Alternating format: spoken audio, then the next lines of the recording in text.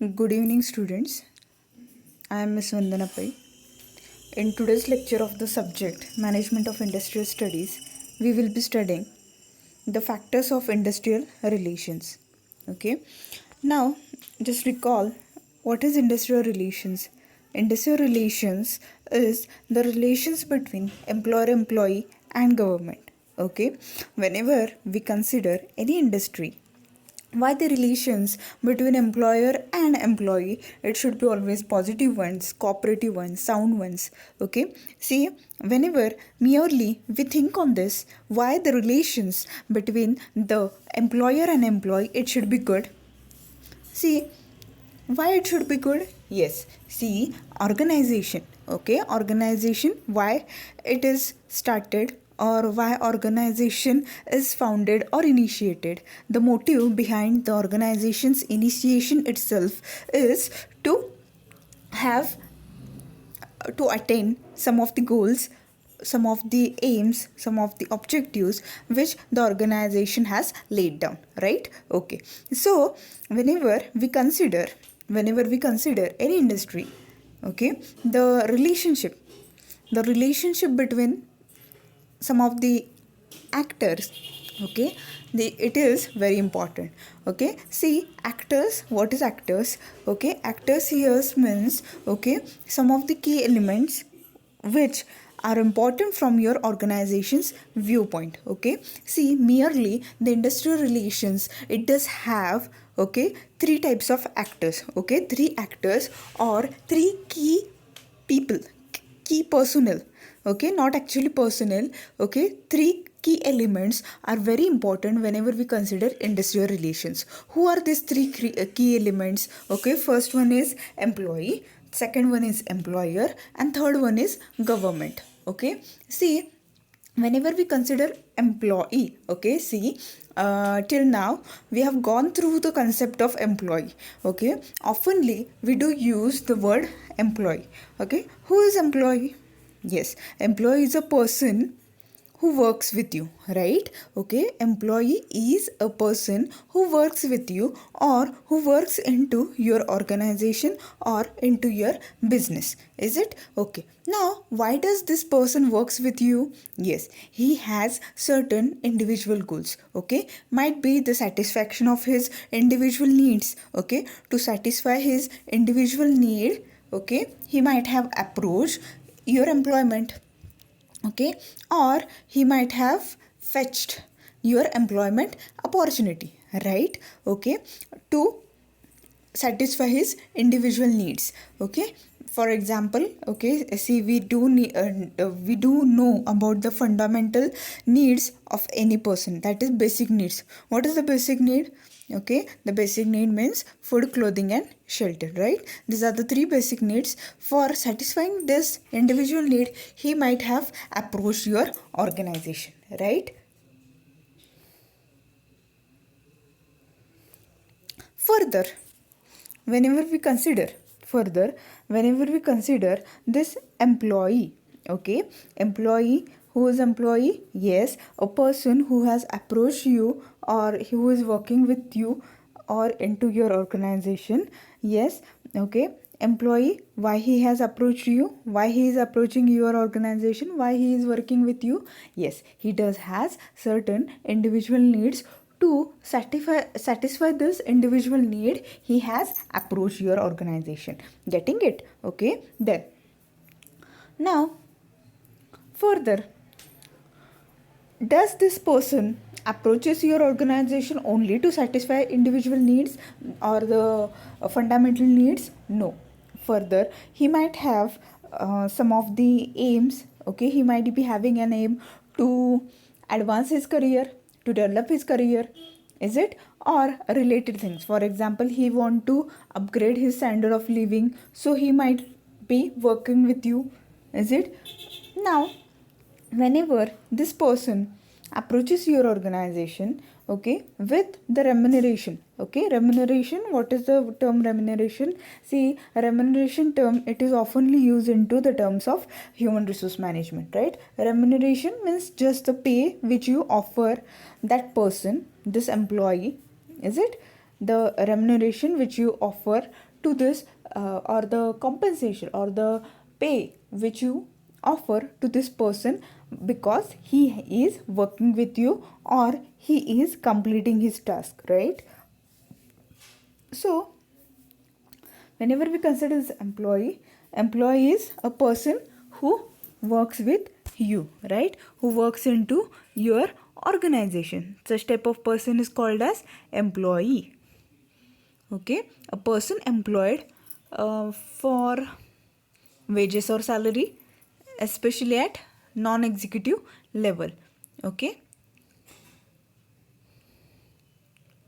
so, employee is a term for workers and managers working for a company. Okay, these people, they do work for company, organization, or community as a whole.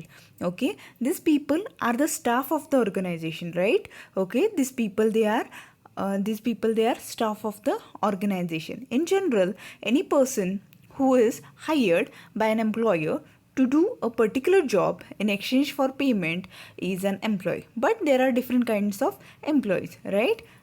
Okay, what are the types of employees? Yes, there are 4 types of employee actually. Okay, but it is not a part of our studies.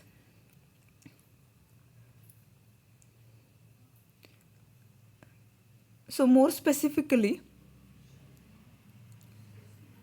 if an individual employs is if an individual is employed or works with you, it may be that person may be called as employee of your organization. That is the staff members of your organization, they are employee. Okay, then who is employer? Okay, see, we are studying the 3 actors of industrial relations. Okay, first we have discussed employees, right? Then the employers. Okay, who are the employers? Yes, employers might be the organization itself, the institution, the entity, the agency, the company who hires individuals, who employs individuals, or put the individuals to work. Okay, means employer might be person or artificial person who ask the individual to work. Okay, such type of artificial or natural person is called as employer. Now, what is the role of employer into your industry? Yes, the first thing, recruitment, selection. Is it okay? Now, only selecting or only recruiting or only asking the workmen to work, is this sufficient? No. Okay, when we consider the organization, okay, only asking the employee to complete the task whichever is allotted to them, it is not enough, is it? See, if you are asking somebody to work for you, yes, what you are required to do, you are required to pay the compensation, you are required to pay the remuneration for it, is it? Okay, so such kind of person may be artificial or natural person like you and me. Okay, that person might be called as employer if he puts individual to work. Okay, now what is the moral duty of the employer? Okay, if he asks somebody to complete the task, to work for him, for the organization, yes, they are required to pay the amount of compensation, is it? So the role of employer overall into the industry is that, okay, to employ, to make individuals to complete a task, to make individuals to work. Okay, such efforts are done by whom? By the employer. Okay, then the third party or the third actor, the third element towards the industrial relation is government. Okay, government, we know, the regulatory body. okay, whose absence and presence does matter for the successful running of any industry or anything which is into the nation, is it? So whenever we consider government, okay, what is government? Okay, oftenly we do use the words state government, central government. What is government actually, and how it is the third actor into the industrial relations? Let's see. Okay, government,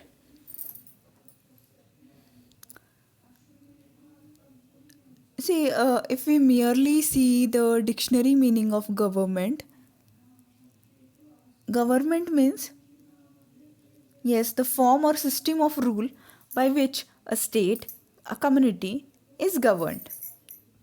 Okay, means the role of government is to give direction, to maintain control, to have management, and also to regulate. See, everything should happen smoothly.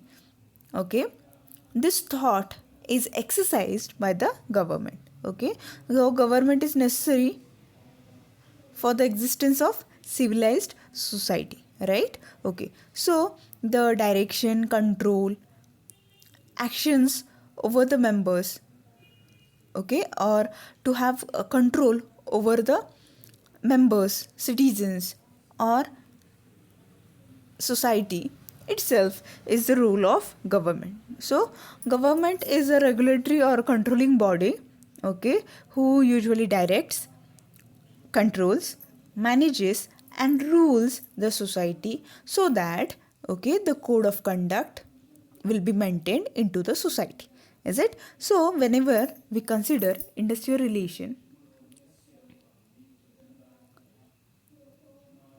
so whenever we consider industrial relations, what is important? Yes, it is important that, okay, these three actors should always be holding hand in hand. That is, the employee, employers, and the government. They should be having good relations among themselves. Okay, see, government, it is a statutory body, right? So what is right and what is wrong, okay, as per the code of conduct, they do follow it, is it? Now here, where does the issue occurs then? Yes, it is always the employer and employee who usually can spoil the industrial relations. Okay, because okay, whenever we consider employees, whenever we consider the employers, okay, if both of them, yes, employee is a natural person, right? And many of the time the employer is also an natural person, right? Okay, so whenever we consider employees as well as employers, okay, being a natural person, yes, their behavior patterns might affect the relations between them, is it? See, whenever we were discussing the concept of employee, okay, what we have considered, yes, this person approaches your organization for what? Yes, this person approaches your organization to satisfy his individual needs. Okay, so whenever he is striving harder, he is making efforts, okay, he is utilizing his 100% efforts, energy, okay, to complete the task which you have allotted to them.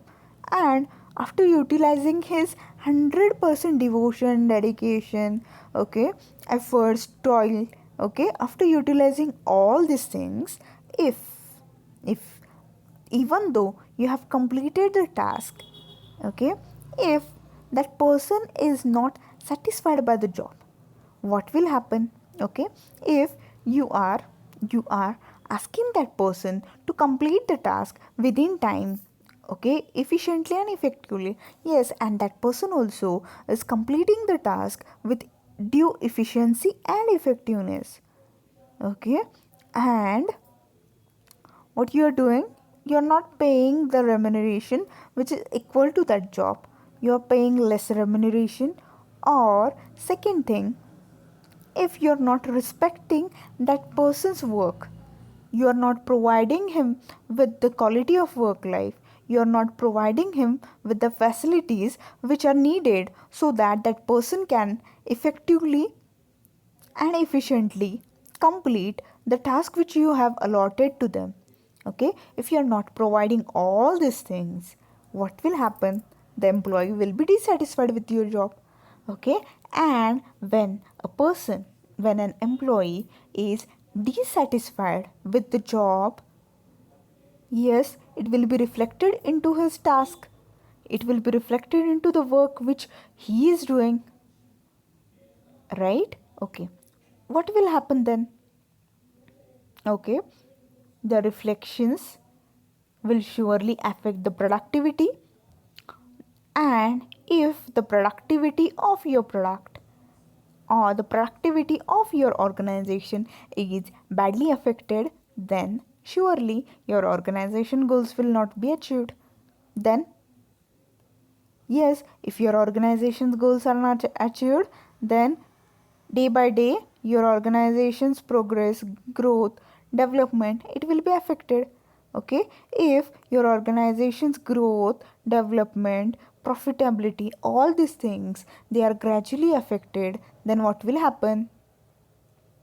Yes, surely one day you are supposed to close your organization, you are supposed to close down your business. And was it the motive when to set up the organization then? No. So, okay, if you as an employer, if you're not able to satisfy or provide essential things, essential features to the employee, then what will happen? Yes, surely the thing which we have discussed right now. Yes, you are supposed to close down, shut down your businesses. Okay, and this was not the motive of initiating the business, right? Or incepting the business. So, as an employer, what is your role? Your role is that, okay, to get the assigned work completed. Is it? Is this only the objective? No. What is the another objective then? Yes, the another objective itself is, yes, to ensure that the employee whom you have hired for your organization, that person is also working in proper manner. Okay, getting it?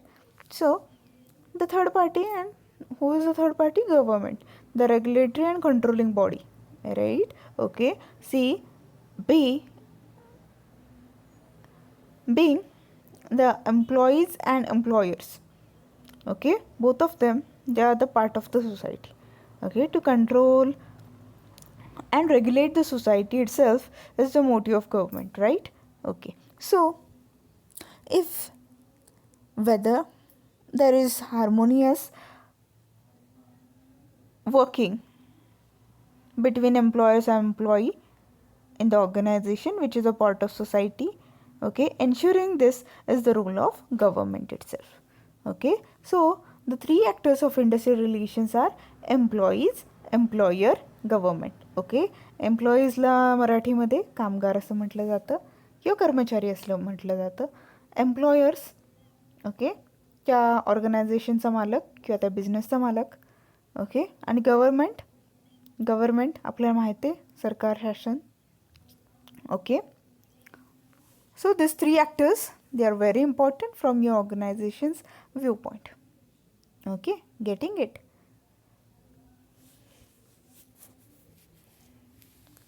Then let's see the factors of industrial relations. Okay, there are number of factors who are responsible for the industrial relations. Okay, so good industrial relations, they do depend upon all these factors. Okay, means all these factors, they do play very important role into your industrial relations. Which are these factors? Okay, first we will see the highlights and then we will one by one disclose the factors. Okay, so good industrial relations, they do depend upon a large number of factors or conditions. Which are this? First one is history of industrial relations in an enterprise. Okay. Then strong trade unions. Then negotiation skills of management and workers. Then economic factors. Then social factors. Then psychological factors. Then public policy and legislation. Then off the job conditions. Then better education. Then business cycles. Okay. So good industrial relations, they do depend upon all these factors. Okay, so let's discuss one by one all these points. First one is history of industrial relations in an enterprise. Okay, getting it?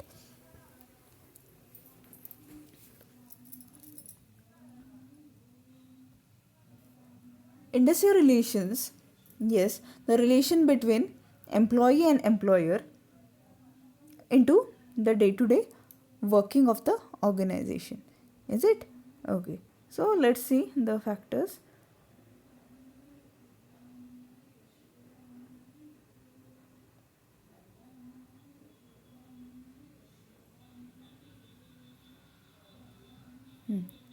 So every industry moves ahead with its good or bad history of industrial relations. Okay. See, some of the industries, they might have started long back. Okay, means 100 years, 50 years, 25 years. Okay, so since long period of time they might be working. Okay, harmonious relationship between the workers and management marks the good history of the enterprise. Okay, means if there is good relationship between the workers and management, then surely the enterprise it flourishes. Okay, while strikes and lockouts characterize the bad history of the business. Okay, means frequently, okay, if your business has started long back 10 years, and in this 10 years, okay, your company might have entered into strikes and lockout for 10 to 20 times. Okay, see, if you hear about any industry, okay, who is working since 5 to 10 years, and in this 5 to 10 years, okay, the workers or the trade unions, they have made strike or they have entered into strike for 20 to 25 times. Okay, such type of organization will never exist actually. But okay, when you imagine, okay, when you thoroughly think on such type of industry, okay, for example, we are taking or discussing this, but if you think on this, what message do you get?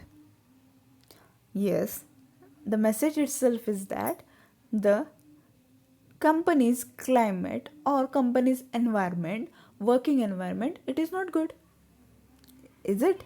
Okay, so history, good or bad, yes, established ones will take time to change. Okay, once militancy is established as a code of operations, there is a tendency to continue. If harmonious relationships are established, it will perpetuate. This, however, does not mean that militancy situations cannot be converted into a harmonious relationship or vice versa. Rather, what it means is that probability of peaceful relations is greater where mutual understanding exists, and the probability of conflict is greater when industrial conflicts has been accepted as a normal conduct of business. Okay, so what is the history of your industrial relations? Okay, history of industrial relations in an enterprise, it is very much important. Okay, so it does reflect the work environment or working environment into your organization. Okay, then strong trade unions. Okay, strong trade unions, what it does means, strong and enlightened trade unions help to promote the status of labor without the interest of management.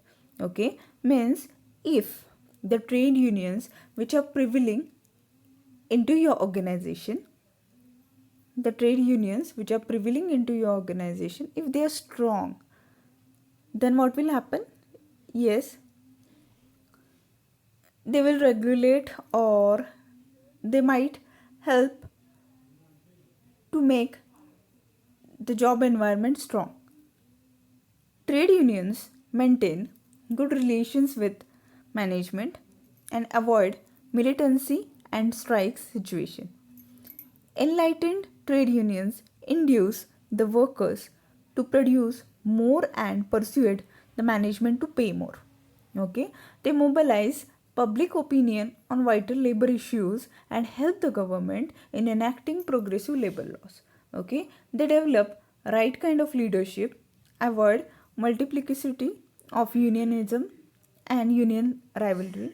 Hence, a strong, responsible, and enlightened trade union promote healthy industrial relations. Okay, so whenever we consider the trade unions which are prevailing into the organization, okay, if the trade unions they are that strong, then what will happen?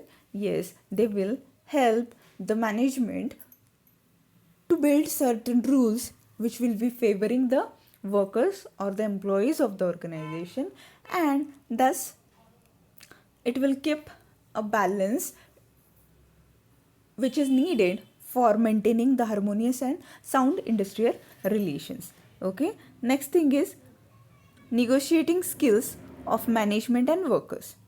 Okay, well experienced and skillful negotiations create a bargaining environment conducive to the equitable collective arrangement agreements.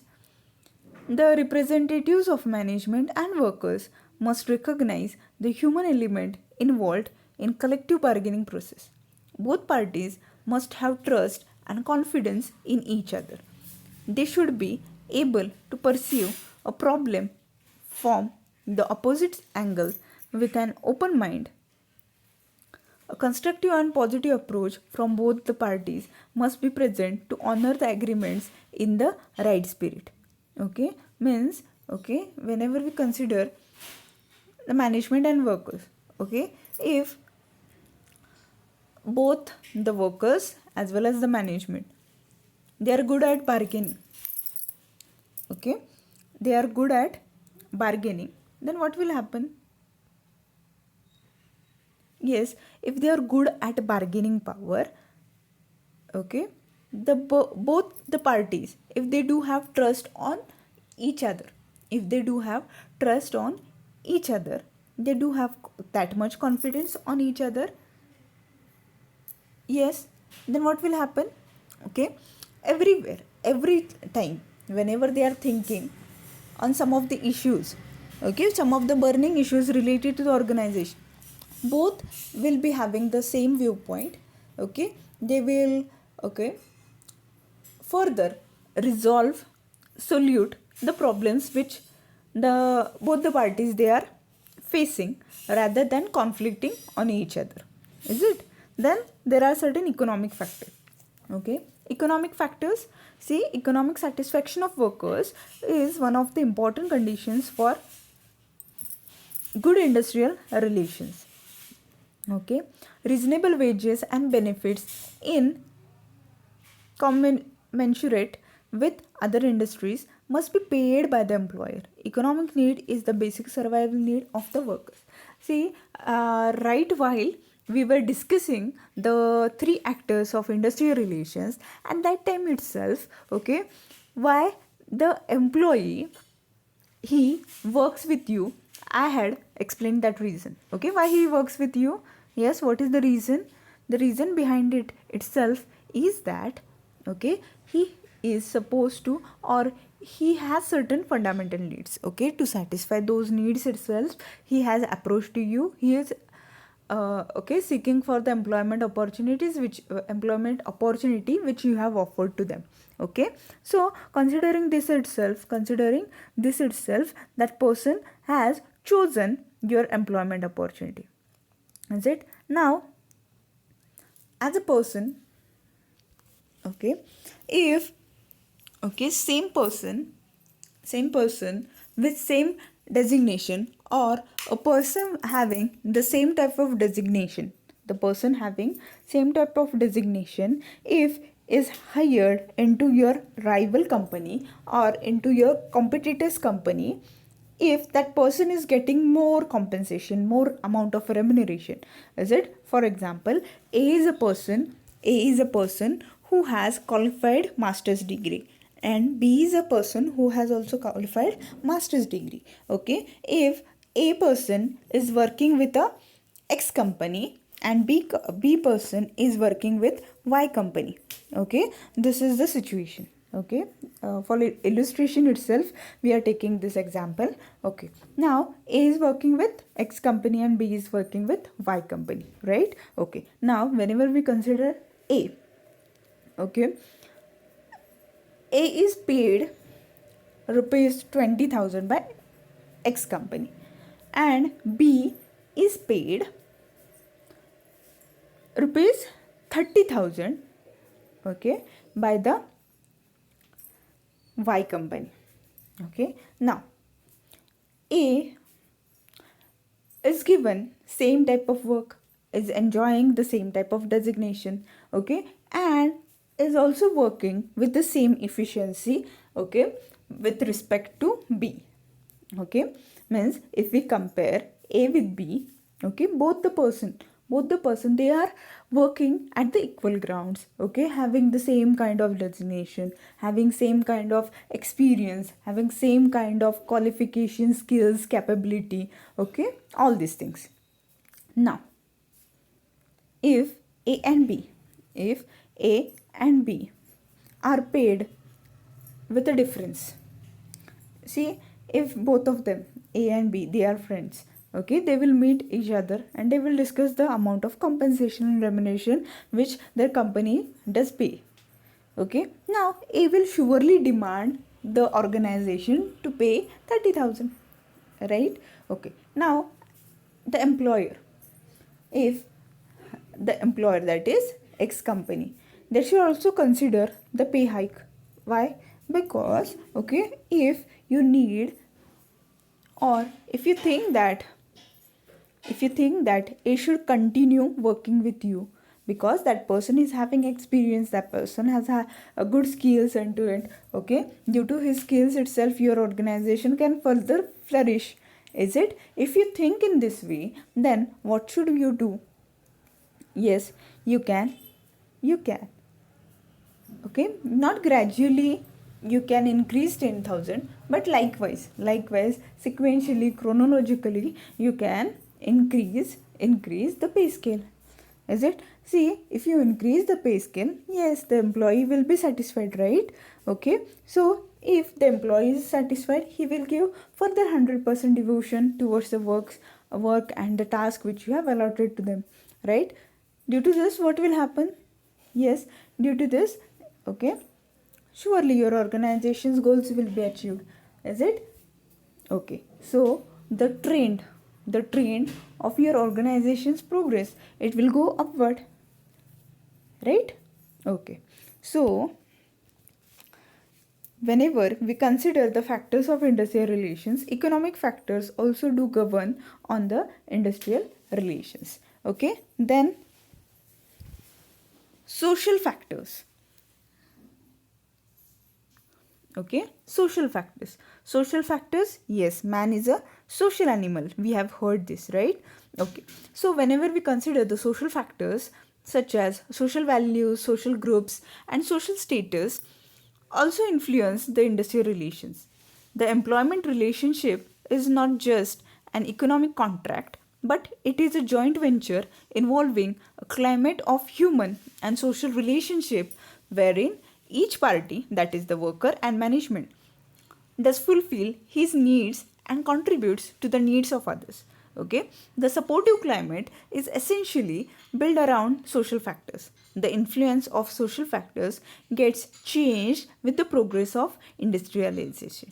Okay, so whenever we consider the social factors, okay, social values, social groups, and social status, okay, the status which you are enjoying, that is your standard of living, the social group or the community of which you are a part, okay, and the values, that is the social values, okay, which govern your mentality. All these factors, they are very important, is it? So the society in which your upbringing is made, is it does have impact on your needs as well as your behavior.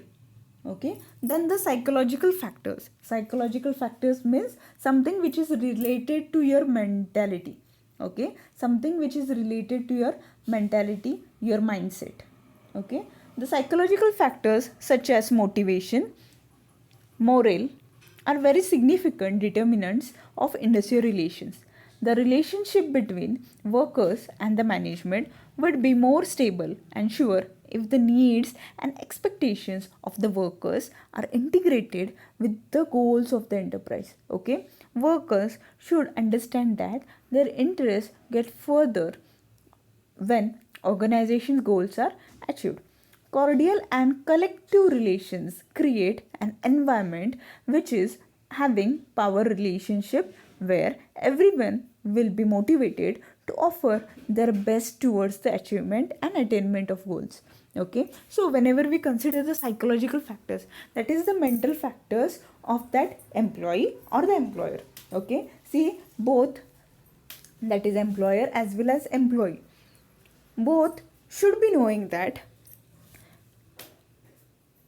employer is in need of employee and employee is in need of employer, that is the organization. Because okay, both employee do have needs, okay, and employer also do have needs. Okay, and those needs can be satisfied only when, okay, there will be trust, there will be teamwork between each other. Okay, so the psychological factors, they are also that important. Then public policy and legislation. Okay, the regulation of employer and employee relationship by the government is another important factor.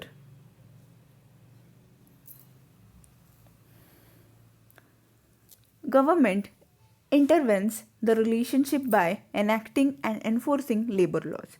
Okay, government intervention checks and balances upon the arbitrary management action. It also provides a formal measure to the workers and employers to give emotional release to their dissatisfaction. Timely intervention by the government can catch and solve problems before they become amounting serious. Okay, so the regulation between the employer and employee relationship by the government is also another important factors for the smooth industrial relations.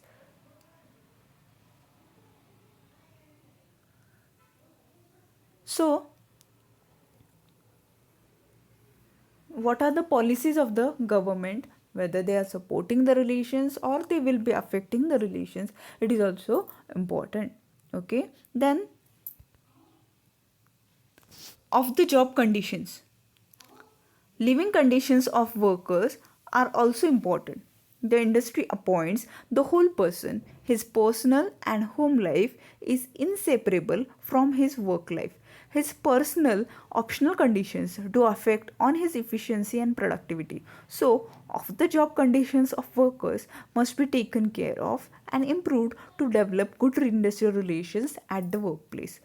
Okay, so where does the worker live?